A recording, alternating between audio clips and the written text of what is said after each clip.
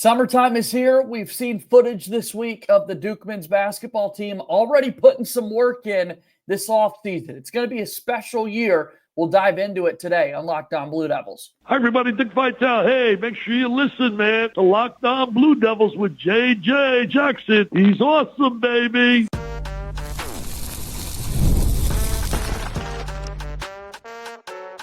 You are Locked On Blue Devils, your daily podcast on the Duke Blue Devils. Part of the Locked On Podcast Network, your team every day.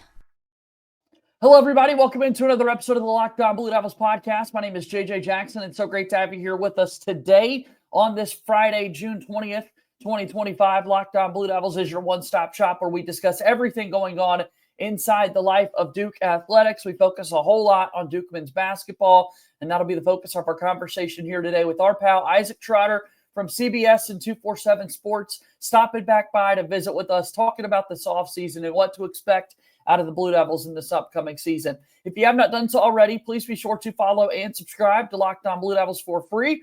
Wherever it is that you get your podcast, be sure to leave us a 5-star rating and written review. Watch our show each and every day on YouTube. You can like our videos on that platform. Please subscribe to our YouTube channel and share it with your friends. We really want to continue to grow the audience as we get closer to 4,000 subscribers on YouTube, all thanks to you guys and the support that we have here. So without further ado, a very good friend of mine, Isaac Trotter, is here with us on the show today. So good to see you once again. I hope you're enjoying the summer, man. But as we're seeing across the sport, Duke isn't the only team I'm seeing. I'm seeing so many guys put out footage of their new players getting in reps and work here this offseason now. It's like slop, and I need all the slop in the middle of June. So I am watching every single one of those videos from the different teams that go out. I'm pausing it. Wait, which guy's playing with this guy? Oh, what team? Oh, look at that lineup rotation. All of those different things. Feed me all of the offseason videos. I am ready here for it. But it's fun. It's in the summer. I feel like I can catch up on a lot of my film. I've been watching a lot of some of the newcomers that are coming in, trying to get full games, kind of feel a better feel for some of these guys. And the season will be here before we know it. Yeah, let's talk about this Duke offseason so far and what we've been able to see. And what's so unique about the Blue Devils, unlike the rest of the sport in so many ways, only a handful of them can say, we didn't lose any of our best scholarship guys to the transfer portal at all. Everybody is coming back. It's interesting. I did a little bit of a data study on it. There's 78 high major teams. I count Gonzaga and Memphis as high majors. Only 19 of the 78 were able to get 2 double-figure scores back. So retention is really hard for a lot of teams. Now, Duke is one of they're not in the 19, right? All their double figures came back. But I think nuance is really important because I think if Isaiah Evans was at a different school last year, he probably would average double figures. I think if Caleb Foster wasn't stuck behind one of the best teams in college basketball, he might have averaged double figures, stuff like that. So the ability to get these guys back gives you such a nucleus. And I think it's just it's interesting when you kind of go into roster building and you don't have to necessarily go into a huge bidding war for some of the top shooting guards in the transfer portal because you feel like Isaiah Evans is going to step into that role. You don't necessarily have to go get a vet guard because you feel like Caleb Foster is going to go in it. You don't necessarily have to get into the bidding wars for the bigs, but you get Malik Brown, you get Patrick Gongba back. So I think it just gives you a lot more clarity on what type of people we have to get, what type of archetypes we have to go in, and roster building is everything right now for Jon Scheyer. And I think he's starting to do a really good job of kind of understanding that every transfer portal cycle is different. And in this cycle, it was really, really important to keep our guys. Maybe they're not proven, maybe they're not double-figure guys, but they're maybe a little bit better than some of the guys that we could potentially add from the portal. Well, we definitely have to talk about those 2 top guys that were able to come back that Jon Scheyer is incredibly excited about. We've heard him do many conversations. He's been on a media tour these last few weeks with 5 players set to be drafted next week, and now he's already focused on what's to come with this next season. But talking about Caleb Foster and sort of the up and down year that he had, a highly touted recruit coming in, had some bright spots his freshman year before missing the last 9 games with an injury. And then, like I said, the up and down year that we saw this past year. Still, so many players this day and age, you would feel like they're bound to run. That was what we thought. I mean, just throughout the course of this entire season, he wouldn't be coming back for a junior season, and yet here he is. Yeah, it's huge. I think it says a lot about him. I remember at the Final Four, just some of his the vibe with him in the locker room and on the floor, like felt like he found his voice down the stretch a little bit more, and like understanding his role defensively has to get better. There's things with his game that I'm concerned about, right? Like, does he have that wiggle? Like, can he really get to the rim on his own? Can he beat that first wave consistently? But I think last year was just more of a matter of just like, he just kind of fell out of favor, right? Like Tyrese was shooting the cover off of it. Sion is somebody who just couldn't take off the floor. Like they just, Khan was way better than I think people last June thought he might be.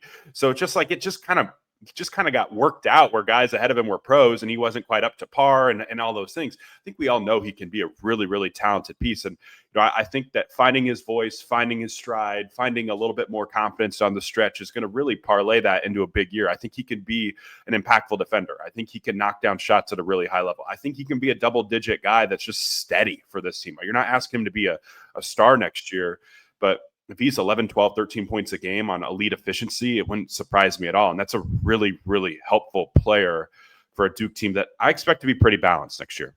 Yeah, no, I'm excited to see this team come together and the pieces have larger roles from last year's squad. You mentioned, we'll get to Isaiah Evans here in a second, but the bigs that are coming back in Malik Brown and Pat Gongba, is there a larger role for Darren Harris? Duke fans are clamoring for that and his outside shooting ability, so we'll certainly see what that looks like for those guys. But Isaiah Evans was the one that everybody in this Duke basketball circle is like, let's get him back. Got to have him back. And just prior to the NBA draft combine officially starting, he withdraws from that entire process and makes the decision that he's coming back. We're seeing rumors out there about money being thrown his way from every school in America, it seems like, when he was sought after the way that he was. But, man, just so huge for him to come back for this Duke squad. He just adds a different layer. That off-movement shooting is just – you just can't teach guys that. There's a lot of good shooters out there, but, like, the way to come off pin downs and fire like that is just a little bit different.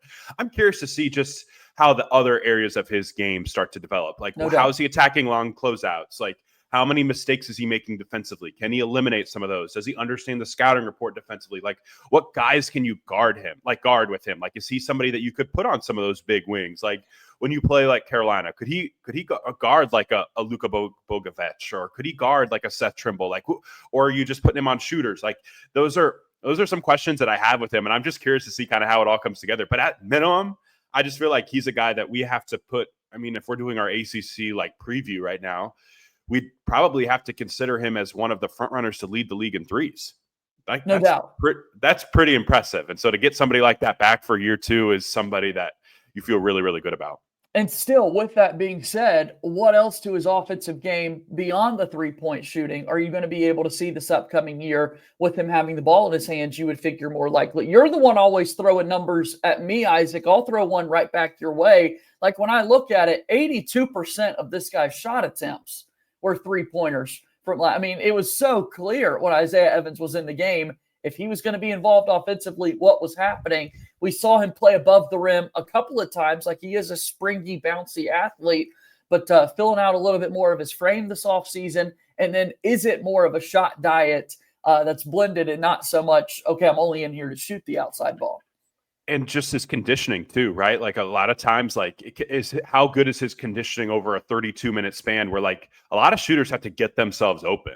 And with, like, really setting up their cuts and finding a way to have that energy. And, like, is he a 42% three-point shooter when there's under 4 minutes to go in the game and you played 32 minutes and you're gassed, right? Like, so I'm just curious to see kind of how his body continues to develop, because if he works hard enough, there's nothing stopping him from shooting 10, 11 threes per game. And I think it's a good thing for Duke's offense if he shoots 11 or 12 threes a game next year. And if that coalesces and that's the type of role he has, like, I'm all for it. And I think a lot of times about, like, Tennessee, when I'd watch Tennessee and Chaz Lanier, it's like he had to work to get open, right? Like, that's the type of idea that I think with Isaiah Evans, like, he's going to have to work on his body to get open, to get the opportunity to take 12 threes a game. And if he does that, and he plays hard, like, he could be, like I said, 100 threes. I think that's in the range of potential outcomes this year. Let's make it happen. I'm excited to see that possibility, excited to blend him in with this talented freshman class that's coming in, a Duke team that really did not take on any crazy impact transfers. That's certainly a big talking point, and we'll have that discussion after we take our first break here on today's show. Yes, Locked On Blue Devils here today is brought to you by our friends over at FanDuel.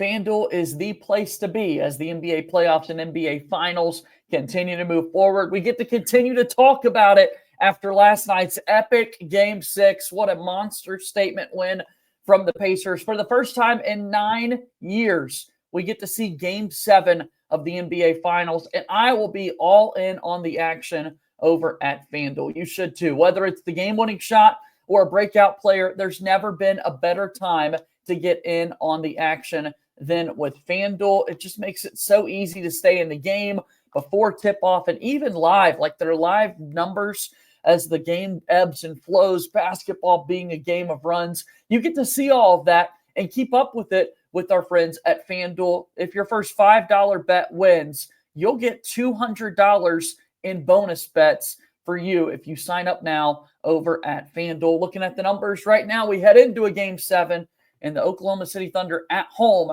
currently favored by 7.5. Go get involved over at FanDuel. It's the perfect time to sign up. Once again, head to FanDuel.com and place your first $5 bet. If it wins, you'll get $200 in bonus bets. Make every moment more with FanDuel, the official sports betting partner of the NBA and proud sponsor of Locked On Blue Devils. Okay, Isaac Trotter is back here with me on today's show. We're talking all things Duke basketball here and kind of a look at the offseason for the squad. I talked transfer portal and not losing guys to the portal. It's a Duke team that isn't really taking anybody in. They'll have some practice pieces by way of Rice and Princeton, but that's not garnering the national headlines, right, Isaac? So you look at the makeup of this squad. We highlighted the returners, and the rest of it's going to be featured around these freshmen. The idea of just not getting involved in the transfer game for Duke. Interesting. I think Cedric Coward, if he had stayed, obviously would have changed the complexion of like how we talk about Duke's game plan with the portal, right? Like, it's weird. Like, I feel like I have to change my outlook on Duke just a little with Cedric Coward leaving and Damesar coming in, just because I feel like Coward, it's weird to say this, but I felt like he was more of a known commodity, even though he's barely played at the high major ranks for very much, just because he's a little bit older and a little bit more seasoned physically, right? So it's interesting. I think there was a calculus late in the portal cycle that Sarr was a better prospect than anybody that was available at that point. And I think they were right in that regard. Like maybe Darian Williams, you could make a case for that it was a little bit better. But again, the price point for Williams versus the price point for Sarr was obviously different, and finances come into play here at all times. But yeah, we've seen, last year, they did such a good job of like finding the right fits in the portal. Gillis was such an underrated, like sneaky 8th, 9th man. Sion, obviously, like what an evaluation that was, and just like the perfect fit for what they needed. Malik Harris or Malik Brown, as well. So it's weird that this year in the cycle they're really trusting some of the young guys, and I think it says a lot about how they feel about Sebastian Wilkins. I think it says a lot about how they feel about Kamenia. Is that how I say his last name? I'm always Kamenia. Yeah, silent. Nick Kamenia, correct. So it's and Harris as well, Darren Harris as well. So I think it says a lot about how they feel about the young guys that they didn't go into the portal, that they didn't run those guys off and go into the portal to get like 3 vets like they did last year. Because remember last year they ran guys off or said thank you for your time. Maybe it would be in your best interest to find something else, right? Like they did that last year. So to choose to do it differently this year makes me think they really like those young guys. And Kamenia, like the guys that I've talked to about Kamenia, they really, really like him as well. We can't pronounce his name properly, but we do like his game. Yeah, we were in the same position a year ago with Con Knipple. How in the world do you say this name that we've never seen before? So yeah, it's just interesting the approach that Duke had, and obviously a big point that you just brought up was the Cedric Coward dynamic of all of this, because again, an unknown commodity. To your point, in so many ways, we're reflecting on 6 basketball games that he played a year ago, and now he's kind of destined to be this draft pick as we get set for the upcoming week. It was actually like 5 or 6 weeks ago. You gave us some good sound, Isaac, and I certainly want to appreciate that from you over at the draft combine. Here was Cedric Coward. 100% focused on the draft. Talking to Coach Scheyer and the staff, I think I communicate pretty much everything with them as I gain information. And they're 100% with me on my focus of the draft right now because this is my dream. So at the moment, I'm 100% focused on the draft. What do you need to hear to stay in the draft? Honestly, I don't have like a specific thing I need to hear. Obviously, if it's like you're gonna be a lottery pick, then yeah, I'm gonna leave. But at the end of the day, I don't know if it's something specific I need to hear. I just know it's a conversation with my agent that will help me decide, and with the best information I have for the best decision for me. How would Duke help you? Oh, tremendously. There's a reason I picked them. It kind of sucks because people think like I'm using Duke for just the noise or whatever it is, or whatever it may be. But I picked them, and I love Coach Scheyer and the staff for a reason. And I believe they can help me if I were to go there. And, you see what they did this year. They got the whole starting lineup in the draft combine. So, I know they'll help me if I go there, too. How would you describe the strengths of your game right now? Just big time, man. I mean, that was something that we were just, what's his decision going to be, right? And there at the combine, he was able to kind of answer that. And we ultimately know what that decision turned out to be. There was this narrative, though, that some people would jump to that, okay, why string Duke along and all of this? Jon Scheyer was very complimentary the whole time. Cedric Coward was. I mean, we watched that, and I'm a fan of this guy, and he's going to end up having never put on the Duke uniform. How do you not like him? He's just good. He's just a good people, right? He's just good people. And yeah, if you haven't checked it out, Matt Norlander had a really deep dive feature on Cedric Coward today on CBSSports.com, kind of digging into his background. Just a great person. He's a Duke legend now, I think, right? Like he's gonna have to be. It's a blow. Jon Scheyer can say all the right things, but not getting to have him for this year stinks, right? But again, you bring in Sar. And, I think Sar is going to be a big part of the calculus here. And you understand, you wish Cedric Coward the best. You understand he's going to be a first-round pick. That was the best thing to do for his family. I think a lot of people are surprised by how well it's gone. Like, I don't think a lot of people thought he could be, like, this good. And there's a lot of hype around him. We'll see ultimately where he ends up going in Wednesday's first round. But now Duke moves on and Sar comes in. And we'll get into Sar a little bit. But I think if you saw the clips this week, Sar's going to be a really nice player. And so he won't be Cedric Coward, but he'll be a nice player. No, I mean, we're certainly excited about what he can bring to the table. And you mentioned it's crazy to think about Cedric Coward being a little bit more of a known commodity than Sar, even though Coward barely played it all. There's got to be the element, though, that at least Coward was stateside a little bit, and it's this new normal, though. And I know that recently you've had some really good work over at CBS Sports and 247 about just this flow of international players that we've got coming in. Some of them a little bit older in age, but here you've got this really young Damesar who just celebrated a birthday a couple of weeks ago, turning 19. That's going to be a part of this Duke class. Yeah, I mean, over 40 international products have come to college basketball just at the high major ranks. I think we're up to 17 in the ACC alone. That's kind of crazy. It's basically like one per team basically at this point. So, yeah, it's crazy. And I think if you're again, I'm not an expert on international recruiting. I've watched as much as I can, but I think Sar is near the top of the list of the international guys that have come over for immediate impact. I'd put Neoklaus Abdalis, the kid who just picked Virginia Tech, maybe number 2. So Sar is at the top of that list. And, there's always some of those questions, though, about what you're going to get when you come in. But the level of caliber of prospect that are coming over to play college basketball from the international ranks is far, far higher than what it was in the last few years. And, I think for me, like my realistic expectations for Sar, I view him a lot in the Sion James role. I think he's going to do a lot of the things that Sion did well. Very, very good defensively. I think you're going to see him add a bunch of pop in transition. I think he's going to be a lot of like those connector pieces, right? Like making the open corner threes, driving long closeouts, makes the extra pass, gets after it on the glass, guards multiple positions, all the things that Sion did really, really well as like that second, third, fourth best player.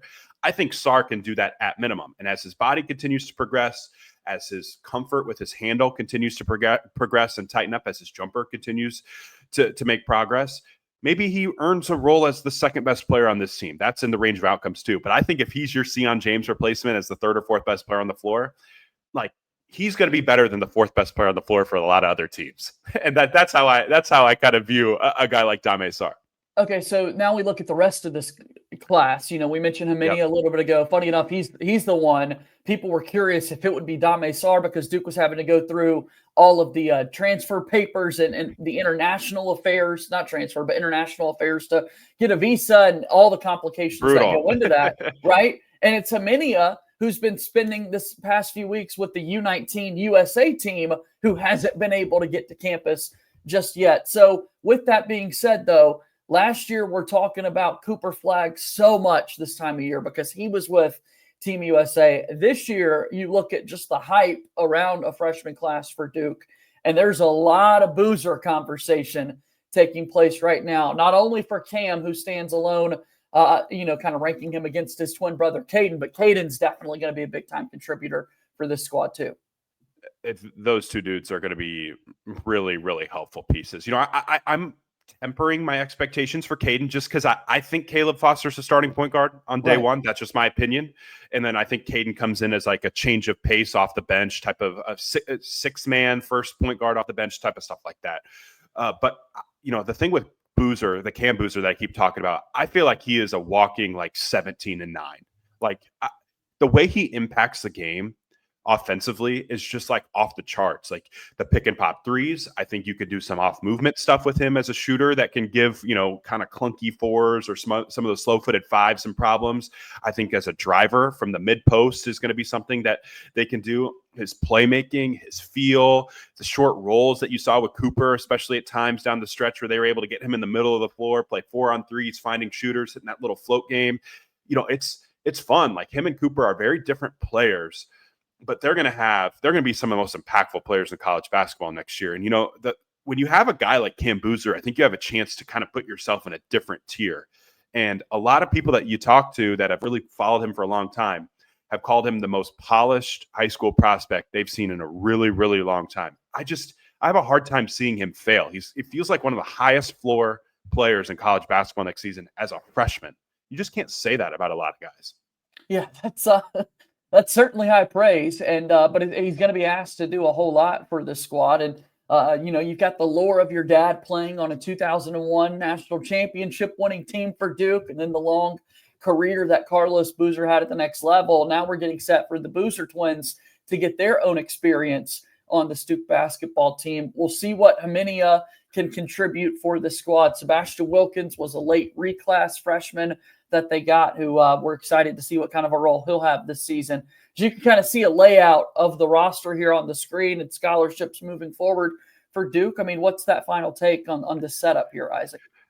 I think this team is the positional size is obviously just jumps off the tape. I think it's interesting that they've been so willing to go young, and I wonder partially if that's like impacted by just how college basketball has changed, because this year we're going to lose like those COVID seniors, like Janai Broome is back or is gone, right? And then we're also losing that second senior class, right? The guys who only played 4 years, like a Zakai Ziegler, who's not going to get that fifth-year option. So college basketball is like going to be a little bit younger, which I think has made Scheyer more confident and comfortable playing younger guys. Like there's not quite as many of those 23-year-old, 24-year-old, fifth-year, sixth-year senior types this year. And I think like the talent level will be a little bit lower when you lose two senior classes. It's still going to be high because a lot of, Duke's a great example, right? Getting Evans back, not having him go into the draft is obviously enormous.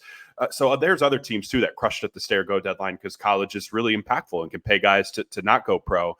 So like there's going to be some level of a raised talent, but I do think that the talent level and the age is going to come down just a smidge in college this year, which makes freshmen more important. And I think that's where their bet on Cam being awesome and their bet on Hemenia being a really impactful player and Damesar being a really impactful player. And if Sebastian Wilkins puts it together, being an impactful player, Caden obviously being an impactful player, their bet on those five freshmen helping them this year, I think is a direct correlation with college basketball getting a little bit younger this season. The very first thing you said, though, Isaac, I mean, how did Duke pull this off? 2 straight years where you don't have a single scholarship player under 6'5", just massive. The team that Duke's going to bring out again next year. They're enormous. They're absolutely enormous. Now, I still have some questions about the rim protection. I don't know how much you guys have considered or have concerns about it too. Like Maluach is just like a different level of rim protector. There's not Maluach size. Yeah. Right. So they're big. They're very big. And I think they're going to be very good defensively, but sometimes I wonder how special they'll be defensively without that elite rim protector. Now, I think they can make up for it in other ways with their perimeter size or switchability. Gongbo should be able to be a good rim protector. I don't know if he's going to be like that special rim protector, but I mean, if Malik Brown stays healthy, you love the idea of what this defense will be. Sometimes I'm just a little concerned about that elite level rim protection. They're going to need Cam Boozer to help out with that. I think Sarr can help out with that a little bit as well, too, with just how, I mean, his arms look like they're like, I mean, he's got to have a +5 wingspan, right? Like he's got to have a 7-foot wingspan. So maybe the aggregate will fill it out, but they're huge, but I'm still slightly concerned that they don't have like that. I mean, blot out the sun is the only way I could best, best describe Kaman Malawach at the rim.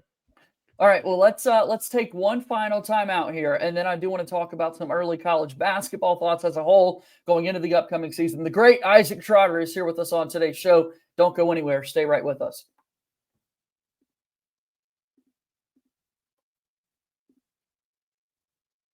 Thanks so much for making Locked On Blue Devils your first listen and your first watch each and every day, especially here today. For your second listen, go ahead and check out The Portal Show. Locked On's very own Brian Smith has the latest rumors, portal entries, and signings. Be the most informed fan on the rapid changes to the college football landscape. Find The Portal on YouTube or wherever it is that you listen to your podcasts. Also, be sure to check out Locked On College Basketball with Isaac Shade and Andy Patton. Those guys do a remarkable job giving you everything you need to know about the college basketball world. So check that out and listen to it on YouTube or wherever it is that you get your podcasts. Let's dive back into today's show.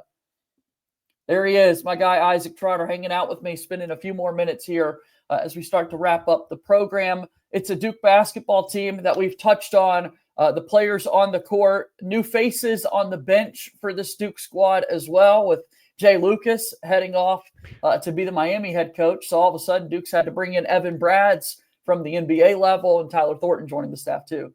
Can we talk about Miami's non-conference or ACC schedule? What the heck is going on? How did they not play Duke? I need that. I don't understand this. Like that. I don't know. Whatever. We'll see. If Jay Lucas cannot win 12 ACC games next year, though, I'm going to be like stunned because they don't get Duke and they got a great home draw. I was just like, when I saw that ACC schedule, I was like, how did Miami get such a great draw? Like, this is unbelievable. It just felt like a home run that you're going to have this matchup there, right? That you're going to let Duke play Miami. And, you can make the case for them to be playing them twice. But onward we go, I guess. And but there are so many other angles that we've been talking about as well, right? Like Shelton Henderson had been committed to Duke, had signed with Duke, had gone through the whole process, stayed even longer a little bit, even after Jay Lucas departed. It felt like ultimately he'll make that decision. He does. And, there he is playing for the Boozer Twins high school coach is now on Jay Lucas' staff. Like, there are so many elements that we needed to see this year. And now it's like, okay, maybe you get it in the ACC tournament, but what are the odds of that actually happening? Yeah, that's such a whiff. That was such a whiff. It's just like, it's on a silver platter. It's on the tee. Just line this up. Anyway, it's smart by the ACC to shift from 20 conference games to 18 conference games, but in the process, to not have Duke be on a Miami schedule is like just boneheaded to me. It doesn't make sense. And I have so many schedule thoughts to get to with you on this non-conference slate because my word, just the number of teams that Duke's been able to put on the table is absurd. But I want to save that for a future we got the summertime conversations to fill here, Isaac. I want to go, though, in recent weeks, we've seen some changes made in the sport. A coach's challenge is now heading its way to college basketball. You watch college hoops more than anybody, it feels like. What do you think of this? Will help. I'm for that. I think there's still going to be reviews about timing. I think coaches are going to try to navigate that by being, I think we need to check the timer, 30.4 seconds or 30.9 to try to get another timeout. But no, I think it's good. Step in the right direction. So challenges is good. I think the one underrated rule too that I saw there too is there was basically kind of like a flaw in the system where if there was any kick or shot to someone below the belt, it was either a no foul or a flagrant 2 and you're ejected, and intent didn't matter. That led to JT Toppin from Texas Tech, their star player, getting ejected on a really egregious play where he was just trying to pass and his foot awkwardly hit someone below the belt. I think the change this year now where they can adjudicate that as just a flagrant one and he doesn't have to be ejected from the game is really smart as well. So it's a good job, I think, by the committee, the rules committee, by listening, understanding that, hey, we want more coaches challenge. Hey, we want to make the game a little bit faster. Hey, we don't need 27 minutes to go 2 minutes of game time in the closing minutes. And we don't need to kick people out for plays like that were clearly not intentional. So they're listening to us. Maybe bullying does actually work on social media sometimes. Well, now in the rules committee, the other thing, it seems like there's more and more momentum possibly in moving this game to 4 quarters. I know that's another big topic that so many have. You have a thought here? I like that college basketball is different. So I'm open to whatever. If they want to keep it at halves, that's fine. I like the flow of quarters better, though. I like that there's not like the fouls. I like that you're staying out of the bonus. I think it leads to playing more actual basketball, not seeing quite as many free throws. But there are some schematic advantages right now in college basketball. If you have a guy that's a great foul drawer, like Cam Boozer is going to probably be a great foul drawer next year, that's an advantage, right? To get somebody in the bonus and to be in the bonus for the final 9 minutes. And it rewards teams for aggressively driving to the basket and putting the emphasis on officials to blow the whistle because you drew contact. So I'm kind of open to it. I'm neutral. If they went with quarters, I'd be for it just because I think the flow would be a little bit better. We actually see a little bit more actual execution and a little bit better, maybe more real gameplay. But I do like that college basketball is a little bit different with the halves. Yeah, I mean, even in the women's game, moving to the quarters, the foul scenario, as you said, resetting, and the fact that we don't have a 1-and-1, and that's you know, you watch the NBA, there's not a 1-and-1. I love a 1-and-1 free throw, Isaac. I mean, it can just change the flow so much. How about Texas Tech, Florida, in the NCAA tournament, right? That game was phenomenal, and it was decided ultimately by 2 1-and-1s, one by Darian Williams and one by JT Toppin. They missed the front end of both. Florida might not win the title without those two things going on. So I agree with you. There are some nuances. That's where I'm at. I'm just kind of open to it. I did think it was really funny how, when that came out, they're I'm not sure how we would be able to figure out the media timeouts if we went to quarters. This would be too hard for us to figure out. I'm the women's game does it just fine. I think you could figure it out from the men's perspective. Yeah, without a doubt. I don't know why they feel the need to throw that out there. They'll be able to make it work. I think another conversation people are having, and that I've seen online certainly, is the thought of a universal basketball within the sport is just not there, Isaac, right? You've got schools playing Nike, Under Armour, Adidas balls. You've got The Rock, and then all of a sudden you get to the NCAA tournament and a Wilson ball comes into play. And I know it's a basketball, shoot it at the end of the day, but we've seen some differences in numbers. But just thinking about it, what sport are you playing that it is such a variance in the actual equipment that you're using to play that sport? Yeah, it feels like a no-brainer. Just get this taken care of and done. Although it does kind of remind me of baseball, how sometimes the baseball is juiced and sometimes the baseball is bad. And some Andrew McCutcheon's being the ball is bad this year. So yeah, it's a little bit different. But I agree with you. That feels like a complete no-brainer. One ball for the whole season should not be that hard. We're paying $20.5 million to college athletes. I think we can figure out the basketball situations moving forward. No doubt. All right, man. Well, I'm going to let you get out of here. It's been awesome catching up, talking about all the offseason movement. Like I said, we'll have to have another conversation here in a few weeks to dive into this gauntlet of a non-conference schedule that Duke's been able to put forward. And maybe we'll get some more Damesar practice footage to be oohing and awing over and that sort of thing. In the meantime, tell me about any stories or work that you've got currently. Yeah. So right now we'll have some NBA draft stuff coming up. I'll be on a couple shows for that. And obviously Duke will have a huge presence. You think you'll be talking about some of those Duke guys? Think I might be. And then I'm going to be a couple pieces I'm working on. I'm going to work on the year 2 transfer jump, guys that stay. I'm Malik Brown, right? What type of role could he improve on in year 2? It's been a big trend. A couple years ago, we had 9 All-Americans were year 2 transfers. And I think this year we're going to see a lot of those. And I love to do my little X factors too, as guys that I think the off season, what type of jump could they make from guys that maybe didn't play a ton last year. So maybe or maybe not Isaiah Evans would be included in a piece like that. I love it. All right, man. Well, we'll talk again soon, okay? Sounds good. Thanks for having me. All right, that's Isaac Trotter joining me here on today's episode of Locked On Blue Devils. That does it for our show here today. We're done. We're heading into the weekend. Thanks so much for your time. As always, be sure to follow and subscribe to Locked On Blue Devils for free wherever it is that you get your podcasts.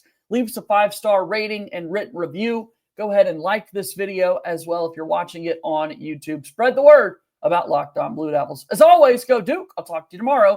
My name is JJ Jackson. Thank you and good day.